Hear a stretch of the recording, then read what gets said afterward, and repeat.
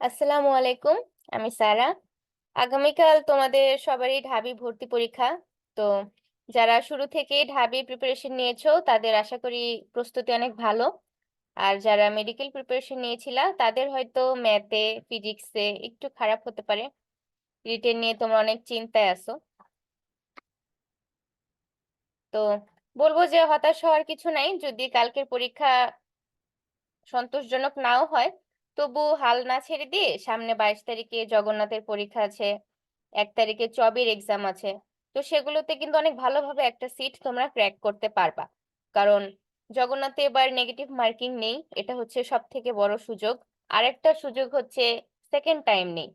দেখা গেছে জাহাঙ্গীরনগরে অনেকের পরীক্ষা অনেক ভালো দেওয়ার পরেও সিট আসেনি, কারণ হচ্ছে জাহাঙ্গীরনগরে সেকেন্ড টাইমারদের কোনো মার্ক কাটা হয় না, যার কারণে ওখানে সেকেন্ড টাইমাররা অনেক ইজিলি চান্স পেয়ে যায়। এটা ফার্স্ট টাইমারদের জন্য একটু অন্যায় হয়ে যায়।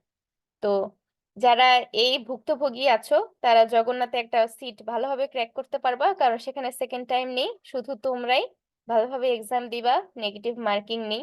তো অনেক ভালোভাবে এক্সাম হবে। আর চবের ক্ষেত্রে একটা প্লাস পয়েন্ট হচ্ছে সেখানে কোশ্চেন ব্যাংক থেকে 70% প্রশ্ন একদম হুবহু কমন আসে। তো যদি তুমি বিগত 10 বছরের প্রশ্ন সলভ করতে পারো তাহলে 70% প্রশ্ন তুমি একদম কমন পাবা। আর বাকি 30% এই যে তুমি ঢাবির জন্য প্রিপারেশন নিলা, জবের জন্য প্রিপারেশন নিলা, ওইখান থেকে চলে আসবে।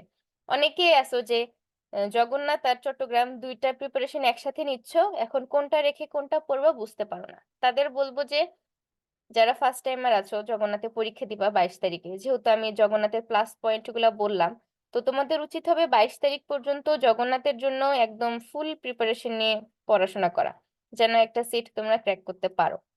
আর যদি সেটা তখন না হয় বা পরীক্ষা সন্তোষজনক না হয় বা চট্টগ্রামেও যদি একটা সিট পাওয়ার ইচ্ছা থাকে, তখন তুমি জগন্নাথের পড়ার পর 22 তারিখ থেকে 1 তারিখে হচ্ছে চিটাগাং এর পরীক্ষা। তো মাঝে তুমি 5 দিনের মতো বা 6 দিনের মতো টাইম যে পাচ্ছ, ওই 6 দিনে তুমি চট্টগ্রাম বিশ্ববিদ্যালয়ের 10 বছরের কোশ্চেন ব্যাংক মুখস্থ করে ফেলা বা সলভ করে ফেলা কঠিন কিছু না। 6 দিনে 10 বছরের প্রশ্ন সলভ করা যায়।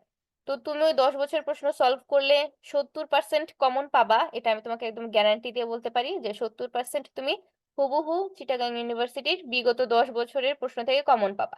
আর যে বাকি 30% সেগুলো তুমি কমন পাবা কই থেকে? এই যে তুমি জগন্নাথের জন্য পড়লা, এই যে ঢাবির জন্য পড়তেছো, জাহাঙ্গীরের জন্য পড়ে আসছো, মেডিকেলের জন্য পড়ে আসছো, এগুলা থেকে তুমি কমন পেয়ে যাবা।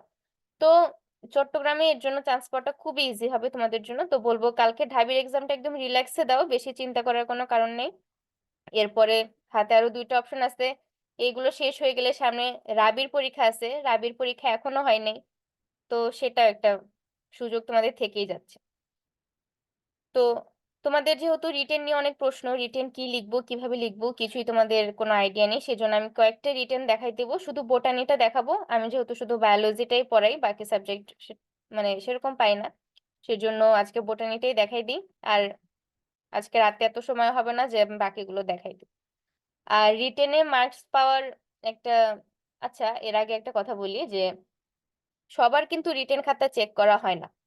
পরীক্ষা তো দেয় লাখ লাখ, কিন্তু এতগুলো রিটেন খাতা চেক করা পসিবল না, যার কারণে 10,000 পজিশনের মধ্যে যারা থাকে, মানে এমসিকিউ রেজাল্ট দিয়ে যারা 10,000-এর মধ্যে থাকে তাদের হচ্ছে রিটেনটা চেক করা হয়। এখন রিটেন চেক করলে তারা খুব যে খুঁটিয়ে খুঁটিয়ে দেখে মার্কস দেয় সেরকম না, তুমি লিখলেই তোমাকে মার্কস দিবে। যেমন যে কোনো একটা প্রশ্নের তুমি যদি 3টা পয়েন্ট সুন্দর করে লিখে দিয়ে আসতে পারো তোমাকে মার্কস দিবে। বায়োলজির ক্ষেত্রে মানে ওখানে একটা নির্দিষ্ট জায়গা থাকে, সেই নির্দিষ্ট জায়গাটার অর্ধেকও যদি তুমি ফিল আপ করে লিখে দিয়ে আসতে পারো তোমাকে মার্কস দিবে। অর্থাৎ রিটেনের কোনো প্রশ্ন ফাঁকা রাখা যাবে না, কোনো কোশ্চেন খালি রাখা যাবে না। যখন টিচার দেখবে যে তোমার খাতা ভরা আছে এমনিতে তোমাকে মার্কস দিয়ে দিবে। তো রিটেনে প্রশ্ন মার্ক তোলা খুব ইজি, একদম যে কারেক্ট হতে হয় এরকম না, কারেক্ট হলেও নাম্বার পাবা কিন্তু লিখে দিয়ে আসবা, কোনো কোশ্চেন ফাঁকা রাখবা না। এটা হচ্ছে মেইন কথা। এবার চলো আমরা বোটানির কিছু কোশ্চেন দেখি। যেমন এখানে আছে কোষ প্রাচীরের কাজসমূহ, কোষ ঝিল্লির কাজ, এই কাজ, বৈশিষ্ট্য, ছক, পার্থক্য, এই 4টা জিনিস থেকেই দেখা যাবে বেশিরভাগ প্রশ্ন আসবে বোটানি এবং জুলজির ক্ষেত্রে। কাজ, বৈশিষ্ট্য, ছক, তুলনা, প্রকারভেদ, এখান থেকেই হচ্ছে মেইনলি কমন পাওয়া যায়। তো এখানে সবগুলোর মধ্যে আমাদের কোষঝিল্লির কাজটা আমার কাছে একটু গুরুত্বপূর্ণ মনে হয়। তো কোষঝিল্লির কাজটা দেখতে পারো। কোষঝিল্লির কাজটা কোষঝিল্লি না সরি কোষ প্রাচীরের কাজটা গুরুত্বপূর্ণ মনে হয়। মানে কোষঝিল্লির থেকে কোষ প্রাচীরটা আমার কেন গুরুত্বপূর্ণ মনে হয়? কারণ কোষ প্রাচীরটা একদম অধ্যায়ের শুরুতেই আছে। মানে একটা টিচার যখন বই খুলবে তখন সে কোষ প্রাচীরটা একদম শুরুতে দেখতে পাবে। তো তার সেখানে মনে হতে পারে একটা টিচার অনেক সময় অত টাইমের অভাবে পুরোটা বই ঘেঁটে দেখে না। শুরুতে যেটা পায় সেটাই দিয়ে দেয়। এর জন্য আমার কাছে কোষ প্রাচীরটা ইম্পর্টেন্ট লাগছে। আমি কোষ প্রাচীরটা বই থেকে তোমাদের দেখাই দিই।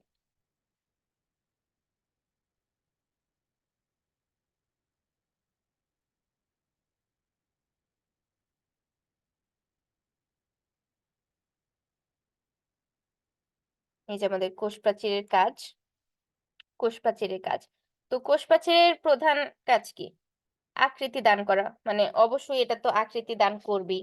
তারপর বাইরের আঘাত থেকে ভেতরে সজীব বস্তুকে রক্ষা করা। প্রয়োজনীয় শক্তি ও দৃঢ়তা প্রদান করা। দৃঢ়তা প্রদান করা তো একটা অন্যতম কাজ। পানি এবং খনিজ লবণ শোষণ এবং পরিবহনে সহায়তা করা।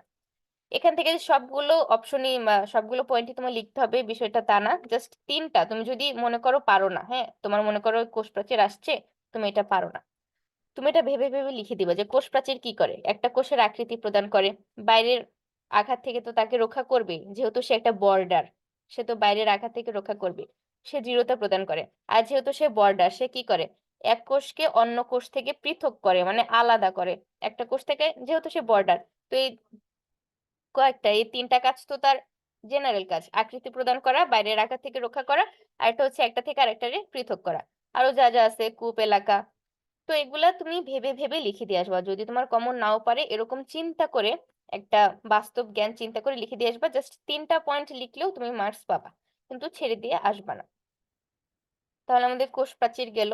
এরপরে আমরা দেখি আরো কি কি আছে। আমি এই সাজেশনে যা যা দিয়েছি, অর্থাৎ এই যে এখানে যে প্রশ্নগুলো আছে সেখান থেকে কমন পড়ার সম্ভাবনা ভালোই, কারণ আমি জাহাঙ্গীরনগরের জন্য যে এমসিকিউ সাজেশনটা দিয়েছিলাম সেখান থেকে প্রায় ভালোই কমন আসছে। তো সেখান থেকে আমার কনফিডেন্স যে এখান থেকে কমন আসতে পারে। তোমরা পড়ে যাও, বাকিটা আল্লাহ ভরসা। আমি কিছু কিছু প্রশ্ন দেখাই দিব যেগুলা থেকে আসতে পারে, বা ধারণা পাওয়ার জন্য যে কিভাবে প্রশ্ন লিখতে হয়। যেমন এই যে গোলগি বডির 5টি কাজ, লাইসোজোমের 8টি কাজ আসবে না, 8টি কাজ আমার দেওয়া ভুল হয়েছে, 3টি বা 5টি, 3 থেকে 5টা কাজ পড়লেই এনাফ। তো এই যে রাইবোজোম থেকে রাইবোজোম ও লাইসোজোমের যে পার্থক্য, 5টি পার্থক্য, এটা আমার কাছে ইম্পর্টেন্ট মনে হয়। লাইসোজোম এবং রাইবোজোমের 5টি পার্থক্য। তো আমার কাছে যেগুলো ইম্পর্টেন্ট মনে হয় আমি কিন্তু শুধু সেগুলোর উত্তর দেখাই দিব। আর এই বাকিগুলোর উত্তর তোমরা বইয়ে পাবা। মানে কোনোটা আমি বইয়ের বাইরে থেকে প্রশ্ন করি নাই। সব এই যে পার্থক্য, যত পার্থক্য দেখতেছো, সবগুলা পার্থক্য হচ্ছে বইয়ের ছকের মধ্যে তোমরা পাবা। এই যে এটা যেমন একটা পার্থক্য, সব পার্থক্য হচ্ছে বইয়ের ছকে আছে, ঠিক আছে? কিন্তু যেটা আমার কাছে গুরুত্বপূর্ণ লাগে আমি শুধু সেগুলো নিয়ে আসছি, সেগুলোই দেখাই দিব।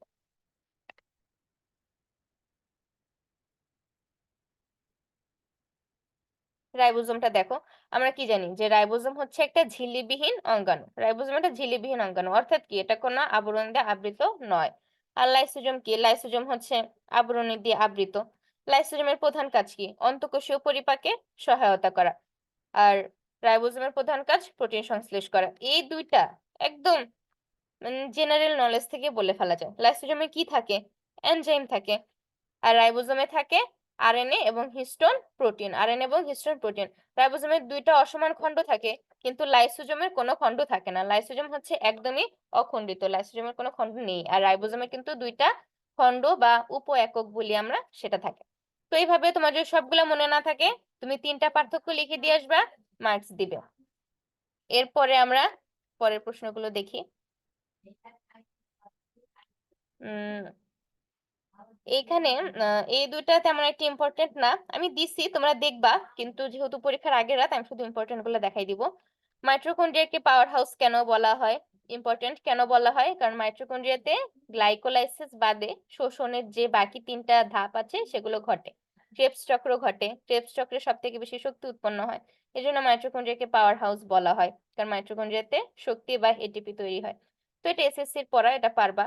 তারপর রাইবোজোমকে কেন প্রোটিন ফ্যাক্টরি বলা হয়? কারণ রাইবোজোম প্রোটিন সংশ্লেষ করে, সেই জন্য। রাইবোজোম প্রোটিন সংশ্লেষ করে সেজন্য। আর লাইসোজোম হচ্ছে আত্মঘাতী থলিকা। কেন আত্মঘাতী থলিকা? কারণ আ লাইসোজোমে আ লাইসোজোম কি করে? লাইসোজোম হচ্ছে দেহে আগত যে জীবাণুগুলো সেগুলোকে ফ্যাগোসাইটোসিস প্রক্রিয়ায় ধ্বংস করে। কিন্তু এই লাইসোজোম আবার অটোলাইসিস ও করে। কিভাবে করে? যখন আমাদের দেহে অক্সিজেনের ঘাটতি হয়, অক্সিজেনের ঘাটতি হলে লাইসোজোমের পর্দাটা ফেটে যায় বা নষ্ট হয়ে যায়, ধ্বংস হয়ে যায়। তখন লাইসোজোমের যে এনজাইম গুলা আছে, লাইসোজোমের যে এনজাইম সেগুলা আমাদের কোষের অন্যান্য অঙ্গাণুকে ধ্বংস করে ফেলে বা হজম করে ফেলে। এর ফলে পুরো কোষটি মারা যায়। সেজন্য লাইসোজোমকে বলা হয় আত্মঘাতী থলিকা।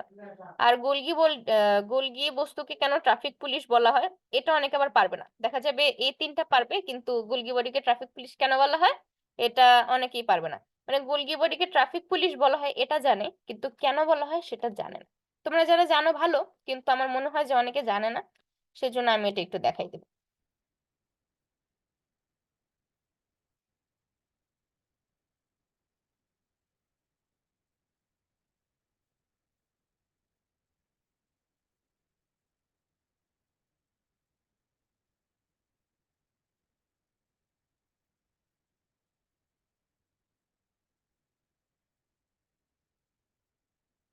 এখানে মনে হয় পুরোটা আসে নাই। যাই হোক, এই যে গোলগি বডিকে হচ্ছে ট্রাফিক পুলিশ বলা হয়। কেন জানো? কারণ বিভিন্ন ঝিল্লিবদ্ধ বস্তু আমাদের কোষের মধ্যে বিভিন্ন ঝিল্লিবদ্ধ এবং ঝিল্লিবিহীন অঙ্গাণু আছে না? তো কোষের মধ্যে যেগুলা ঝিল্লিবদ্ধ অঙ্গাণু সেগুলাকে গোলগি বডি কি করে? কেন্দ্রীয় অংশ থেকে মানে মাঝখান থেকে কোষের পরিধির দিকে নিয়ে যায়। মানে কর্নারে নিয়ে যায়, সাইডে নিয়ে যায়। কেন্দ্রীয় অংশ থেকে সাইডে প্লাজমা মেমব্রেন মানে কি কোষ ঝিল্লির দিকে নিয়ে যায়। এর জন্য এরে বলা হয় ট্রাফিক পুলিশ। ট্রাফিক পুলিশ কি করে? রাস্তায় একটা গাড়িকে দিক নির্দেশনা দেয় না কোন দিকে যাবে সে? তো গোলগি বডিও সে কাজটা করে। কোনটাকে দেখো? ঝিল্লিবদ্ধ। এটা কিন্তু ঝিল্লিবদ্ধ মনে রাখা লাগবে, ঝিল্লিবিহীন কিন্তু না। তো এটা খেয়াল রাখো, ঝিল্লিবদ্ধ যে অঙ্গাণুগুলো আছে সেগুলাকে গোলগি বডি কেন্দ্রীয় অংশ থেকে পরিধির দিকে নিয়ে আসে, অর্থাৎ কোষ ঝিল্লির দিকে নিয়ে আসে। যে কারণে একে বলা হয় কোষের ট্রাফিক পুলিশ। ক্লিয়ার?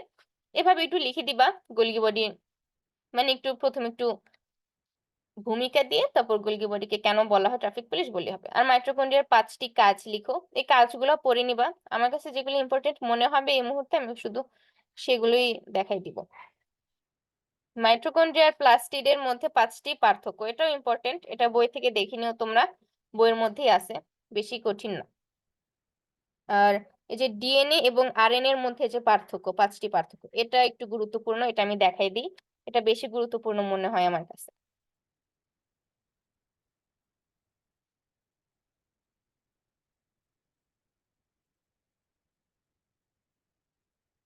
দেখো, আমরা কি জানি? ডিএনএ হচ্ছে পেঁচানো সিঁড়ির মতো।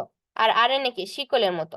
মানে এগুলা কিন্তু একটা কমন সেন্সের প্রশ্ন। এগুলো নিজেই পারবা। যদি পরীক্ষায় আগামীকাল এরকম প্রশ্ন আসে নিজেই পারবা। যে ডিএনএ পেঁচানো সিঁড়ির মতো, আরএনএ শিকলের মতো। ডিএনএ তে কি থাকে? ডিঅক্সিরাইবোজ থাকে। আরএনএ তে রাইবোজ থাকে। তারপর ডিএনএ কি? বংশগতির আণবিক ভিত্তি হিসাবে কাজ করে। আর আরএনএ কি? আরএনএ কিন্তু ভাইরাসের বংশগতি কাজ করে। ঠিক আছে? আরএনএ হচ্ছে একটা আমরা জানি যে বংশগতির কাজ করে কে? ডিএনএ। কিন্তু আরএনএ টা হচ্ছে ভাইরাসের বংশগতির কাজ করে। জাস্ট ৩ টা হয়ে গেল। তারপর তুমি নাইট্রোজেন বেস গুলা দেখাই দিলা। আমরা কি জানি? যে ডিএনএ তে থাকে সাইটোসিন, ডিএনএ তে থাইমিন। ডিএনএ তে থাকে থাইমিন আর আরএনএ থাকে ইউরাসিল। আমরা এটা কিভাবে মনে রাখি? যে ডিএনএ ঢাকাতে থানা নেই, না, ঢাকাতে ইউনিভার্সিটি নেই, রমনাতে থানা নেই। কিভাবে মনে রাখি? ঢাকাতে ইউনিভার্সিটি নেই। যেমন কালকে তোমরা ঢাকা ইউনিভার্সিটিতে পরীক্ষা দিতে যাবা, মনে রাখবা যে ঢাকাতে ইউনিভার্সিটি নেই, অর্থাৎ ইউরাসিল ঢাকাতে নেই। আর আরএনএ তে বা রমনাতে থানা নেই, অর্থাৎ থায়ামিন আরএনএ তে নেই। এভাবে মনে রাখবা। জাস্ট ১, ২, ৩, ৪ এই ৪ টা পয়েন্ট দেখাই দিলেই এনাফ। এভাবে করে বুদ্ধি দিয়ে লিখে দিবা। কোনো জিনিস ফাঁকা রাখবা না। কোনো প্রশ্নই ফাঁকা রাখবা না। এটা হচ্ছে মেইন কথা। লিখে দিবা। যেভাবে পারো যা জানো লিখে দিবা।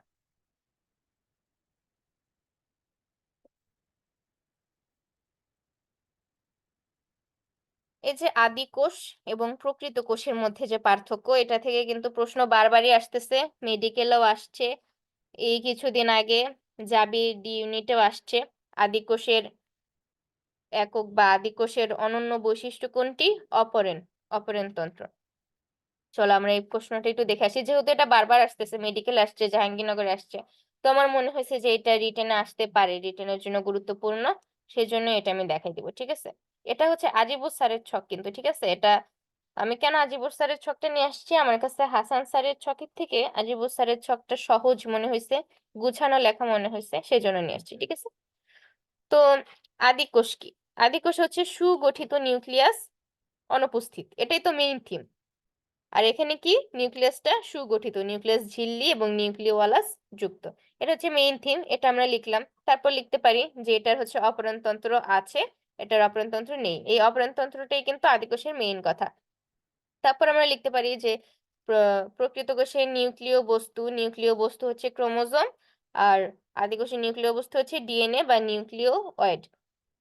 তারপর কোষ প্রাচীর, তারপর কোষ বিভাজনটা আমরা লিখতে পারি, মানে আমি এখানে দেখাচ্ছি কোনগুলো তোমার কাছে সহজ লাগবে। আমাদের তো এতগুলো পয়েন্ট লিখতে হবে না, আমাদের 4টা, 3টা বা 5টা, সর্বোচ্চ 5টা, এর বেশি আমাদের পয়েন্ট লেখা দরকার নেই।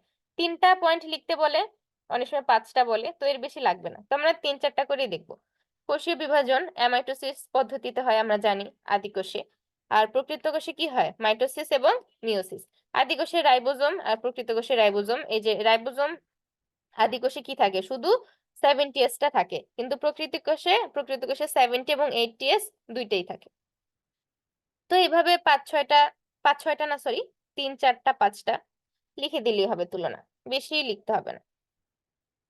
আর লেখার জন্য কিন্তু বেশি টাইমও পাওয়া যায় না, অনেকগুলো কোশ্চেন, মোট টাইম থাকে 45 মিনিট, তো তোমার যেন সময়ের মধ্যে লেখা শেষ হয় সেটা কিন্তু তোমাকে খেয়াল রাখতে হবে। তো এখান থেকে এই কয়েকটাই। আর ট্রান্সলেশন এবং ট্রান্সক্রিপশনের মধ্যে পার্থক্য, এটাও দেখে যেতে পারো, এটাও আছে, আমি একটু দেখাই দিই।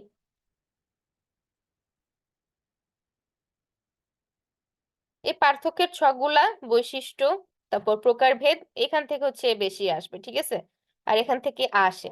আর যারা এই রিটেন গুলো পড়বা তাদের কিন্তু জগন্নাথের রিটেন এমনিতেই হয়ে যাবে, এটা আমি বলে দিই। হ্যাঁ, এই রিটেন গুলো পড়লে জগন্নাথের রিটেন এমনিতেই হয়ে যাবে। অনেকে আবার জগন্নাথের জন্য কি পড়বো, ঢাবি শেষ হবে চিল্লাচিল্লি শুরু করে দিবা, জগন্নাথের রিটেন কি করব, জগন্নাথের রিটেন কি পড়বো। পড়া তো আলাদা না, পড়া সেমই, ওই একই জিনিস। ঠিক আছে, তো ঢাবির এটা ভালোভাবে পড়লে, আজকে রাতটা ভালোভাবে পড়ো, জগন্নাথেরটা হয়ে যাবে ইনশাল্লাহ। যারা আগে থেকে ভালোভাবে পড়ছো তাদের জগন্নাথ এমনিতেই হয়ে যাবে। তাহলে দেখো, আমাদের ট্রান্সক্রিপশন আর এটা হচ্ছে ট্রান্সলেশন। এখানে আমরা এভাবে পড়ি যে ট্রান্সক্রিপশনে কি থাকে, এটিপি, জিটিপি, সিটিপি, ইউটিপি থাকে। আর ট্রান্সলেশনে থাকে 20টি অ্যামিনো অ্যাসিড।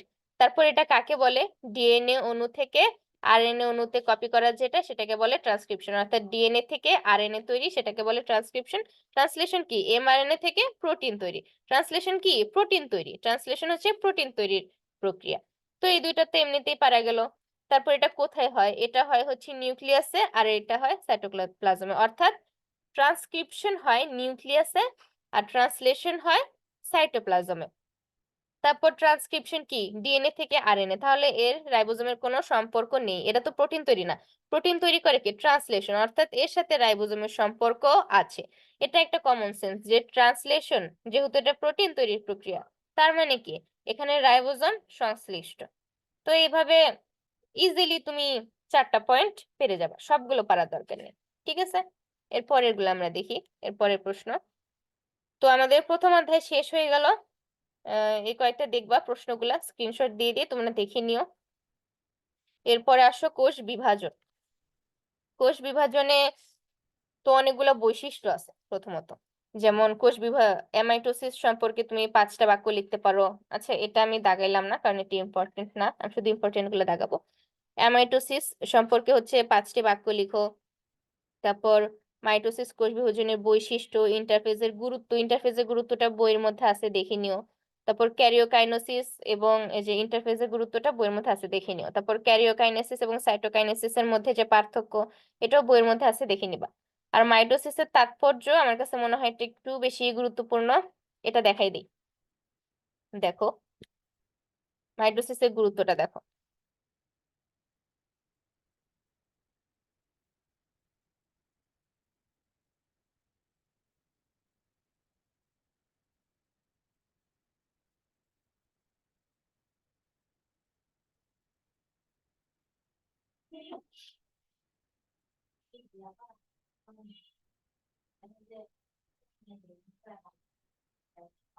মাইটোসিসের গুরুত্বটা আমরা দেখি। এখানে হচ্ছে মাইটোসিসের মানে ১ নাম্বার গুরুত্ব কি? দেহ গঠন এবং দৈহিক বৃদ্ধি। মাইটোসিসের কাজই তো দৈহিক বৃদ্ধি। তো এটা একটা গুরুত্ব লিখে দিলা। তারপর জননাঙ্গ সৃষ্টি। জননাঙ্গ কে সৃষ্টি করে? জননাঙ্গ সৃষ্টি করে মাইটোসিস। জননাঙ্গ সৃষ্টি হয় কিভাবে? মাইটোসিসের মাধ্যমে। আর জননাঙ্গ সৃষ্টি হয় মিয়োসিস। এটা মনে রাখতে হবে। তারপর আকার আয়তন রক্ষা, ক্রোমোজোমের সমতা রক্ষা। এই গুরুত্বপূর্ণ কয়েকটা পয়েন্ট দিয়ে দিলে হবে। ক্ষতস্থান পূরণ। এটা তো কমন সেন্স যে আমাদের ক্ষতস্থান পূরণ করে কে? তারপর পুনরুৎপাদন, অনিয়ন্ত্রিত মাইটোসিসের কুফল। এটা লাগবে না, এটা দরকার নেই। এখান থেকে কয়েকটা পয়েন্ট আমি তোমাদের বই থেকে দেখাই দিলাম। এখান থেকে কয়েকটা পয়েন্ট দিয়ে দিও যে দৈহিক বৃদ্ধি, দেহ গঠন, জননাঙ্গ বৃদ্ধি বা সৃষ্টি, তারপর ক্রোমোজোমের সমতা রক্ষা, ক্ষতস্থান পূরণ, এভাবে কয়েকটা করে দিলে। আর বংশবৃদ্ধি, বংশবৃদ্ধিটা কাদের ক্ষেত্রে হয়? যারা এককোষী। যারা এককোষী ওরা মাইটোসিস প্রক্রিয়ায় বিভক্ত হয়ে গিয়ে বংশবৃদ্ধি করে। এভাবে ৩-৪টা পয়েন্ট লিখে দিলেই এনাফ।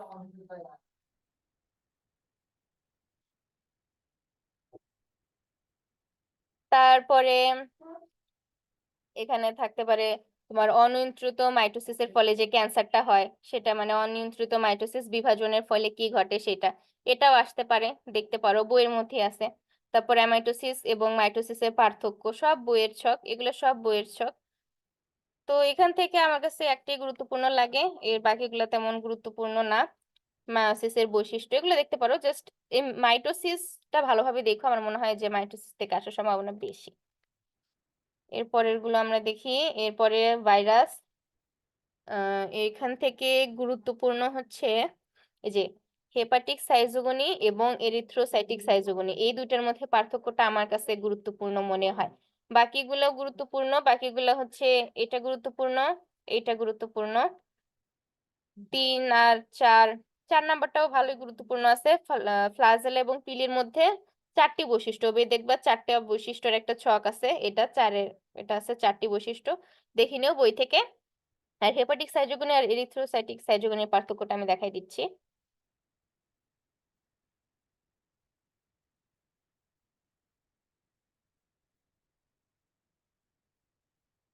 এই যে আমরা কি জানি হেপাটিক কোথায় ঘটে? যকৃতে ঘটে। এরিথ্রোসাইটিক কই ঘটে? লোহিত রক্তকণিকা। এটা একদম কমন একটা অপশন, মানে এটা তুমি সহজেই লিখে দিতে পারবা যে হেপাটিক কই ঘটে? যকৃতে ঘটে। এরিথ্রোসাইটিক কই ঘটে? লোহিততে। তারপর তুমি ধাপগুলো লিখে দিলা যে ক্রিপ্টোজয়েট, ক্রিপ্টোমেরোজয়েট, মেটাক্রিপ্টোমেরাজয়েট, এই নামগুলা যদি তোমার সবগুলা নাম মনেও না থাকে কয়েকটা ধাপ লিখে দিলা। তারপর ট্রোফোজয়েট, সিগনেট রিং, সাইজন্ট, মেরোজয়েট, এগুলা কই থাকে? এগুলা থাকে এরিথ্রোসাইটিক সাইটোগনিতে। তারপর আমরা কি জানি যে এরিথ্রোসাইটিক সাইটোগনিতে সাফনার্স দানা দেখা যায়। কি দেখা যায়? সাফনার্স দানা। এখানে কি দেখা যায় না। তারপরে এটাতে কাঁপুনি দিয়ে জ্বর আসে। এরিথ্রোসাইটিকে কাঁপুনি দিয়ে জ্বর আসে, কিন্তু হেপাটিকের সময় তেমন জ্বর আসে না। এই কয়েকটা লিখে দিলেই এনা, জাস্ট 3টা পার্থক্য বা 4টা হয়, 4টা পার্থক্য লিখে দিলেই হয়ে যাবে। এরপর দেখো আমরা দেখি আরো কি কি আছে সাজেশনে।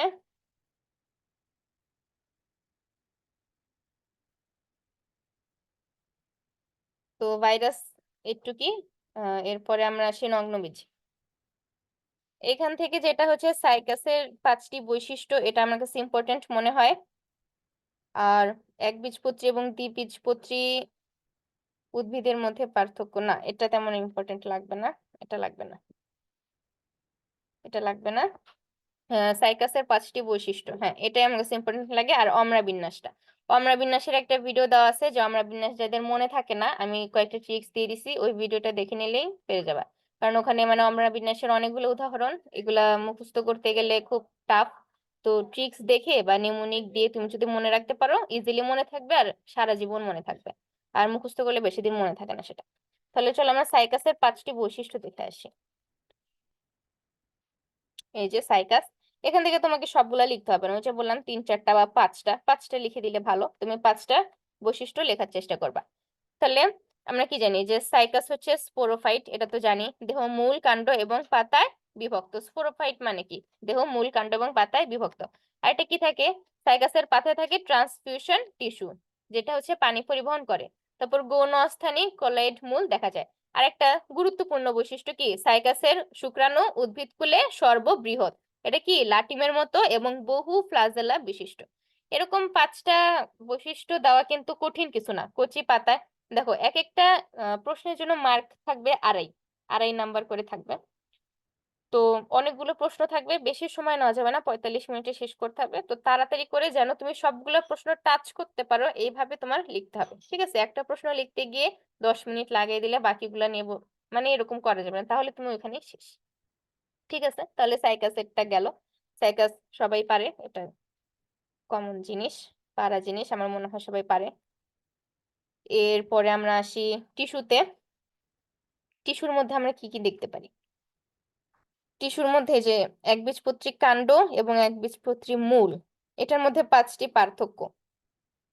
এটা হচ্ছে এইচএসসি লাইফে সৃজনশীলে বহুত আসতো, মানে সৃজনশীলের ঘ থাকলেই এই কাণ্ড আর মূলের মধ্যে পার্থক্য চলে আসতো। এটা বইয়ে সবাই জানো যে অধ্যায়ের একদম শেষ একটা ছক আছে, সেখান থেকে পড়লেই হয়ে যাবে। আমি কি এটা পিডিএফ এ আনছি কিনা দেখি, যদি থাকে তাহলে আমি বুঝাই দিচ্ছি। এই যে আছে, এখান থেকেও যে সবগুলাই লিখতে হবে তা না, কয়েকটা, যেমন একবীজপত্রীর কাণ্ডে কি থাকে, কিউটিকল থাকে, আর এতে কিউটিকল থাকে না, এতে থাকে এককোষী রোম। মূলে কি থাকে, মূলে থাকে এককোষী রোম, আর কাণ্ডে থাকে কিউটিকল। তারপর পেরিসাইকেল কই থাকে, পেরিসাইকেল থাকে হচ্ছে একবীজপত্রীর মূলে, পেরিসাইকেল থাকে একবীজপত্রীর মূলে, এখানে পেরিসাইকেল অনুপস্থিত। তারপর ভাস্কুলার বান্ডেল, কাণ্ডের ভাস্কুলার বান্ডেল কি সংযুক্ত সমপার্শ্বীয় বদ্ধ, আর মূলের ভাস্কুলার বান্ডেল ওরিও, মূলের ভাস্কুলার বান্ডেল ওরিও। জাইলেম, কাণ্ডের জাইলেম এন্ডার্ক, মূলের জাইলেম এক্সার্ক। এইভাবে 4টা পয়েন্ট ভাবে লিখে দিলেই পারবা। এরপরে আমরা দেখি সাজেশনের কোশ্চেন গুলো, আমি যেগুলা দেখাই দিচ্ছি ওইগুলোই পড়ো আজকে, শেষ সাথে বেশি পড়ার দরকার নেই। উল্টে গেল কিভাবে?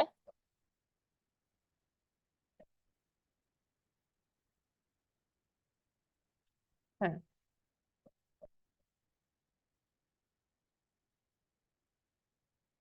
এরপরে টিস্যু তন্ত্র আমাদের শেষ। এবার আসি অনেক গুরুত্বপূর্ণ একটা অধ্যায়, শারীরতত্ত্ব। শারীরতত্ত্বের মধ্যে সব থেকে গুরুত্বপূর্ণ হচ্ছে C3 এবং C4 এর মধ্যে পার্থক্য, আর ক্যালভিন চক্র এবং হ্যাটো স্ল্যাক চক্রের মধ্যে পার্থক্য। এটা হচ্ছে সব থেকে গুরুত্বপূর্ণ। আর প্রভাবক গুলা দেখবা বই থেকে, সালোকসংশ্লেষণের প্রভাবক, প্রচ্ছেদনের প্রভাবক, এখান থেকে অনেক এমসিকিউ আসে। তো আমার মনে হচ্ছে যেগুলো এমসিকিউ এর জন্য গুরুত্বপূর্ণ সেগুলো রিটেনের জন্য গুরুত্বপূর্ণ। এখান থেকে এই 4টাই আজকে রাতে একটু দেখবা, আর কিছু দেখতে হবে না। আমি দেখি আমি পিডিএফ এ কিছু নিয়ে আসছি কিনা, তাহলে আমি বুঝাই দিব।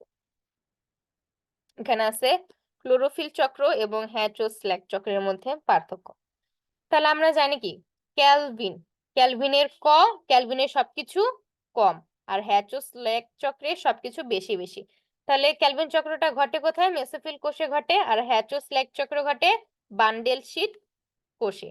এটা হচ্ছে একটা পার্থক্য। আরেকটা হচ্ছে, এটা আমরা এমসিকিউ তে সবসময় পড়ি, যে প্রাথমিক কার্বন ডাই অক্সাইড গ্রহিতাকে, আরেকটা হচ্ছে স্থায়ী দ্রব্য কোনটা। তাহলে গ্রহিতাকে রুবিস্কো অন 5 বিস ফসফেট বা রাইবোলোজ অন 5 বিস ফসফেট, আর হচ্ছে হ্যাসো স্ল্যাক চক্রে হচ্ছে ফসফোইনাল পাইরুভিক অ্যাসিড। এটা আমরা কিভাবে মনে রাখতাম, যে এটা স্ন্যাক, আমরা স্ন্যাক্স করছি সকালে কি দিয়ে, পাউরুটি দিয়ে, তো পাইরুভিক অ্যাসিড। এটারও একটা ট্রিক্স আছে, ওইটার আলাদা নোট আছে, ওটা আমি পরে নোট দিয়ে দিব। আর প্রথম স্থায়ী পদার্থ এটা হচ্ছে 3 ফসফোগ্লিসারিক অ্যাসিড, আর হ্যাচোস্ল্যাক চক্রের অক্সালো অ্যাসিটিক অ্যাসিড। এই আমাদের 3টা পার্থক্য কিন্তু শেষ। এখন আমরা তাপমাত্রা কিন্তু আমরা সবাই জানি, কারণ কি, তাপমাত্রা আমরা পড়ে আসছি, কোথায় পড়ে আসছি, এমসিকিউ তে।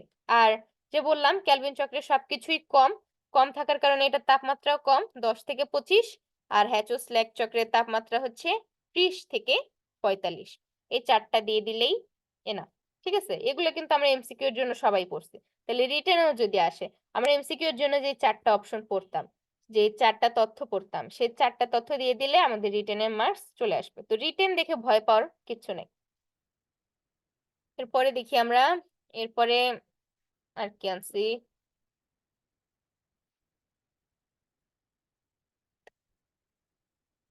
এই যে C3 আর C4 এর মধ্যে পার্থক্য যেটা,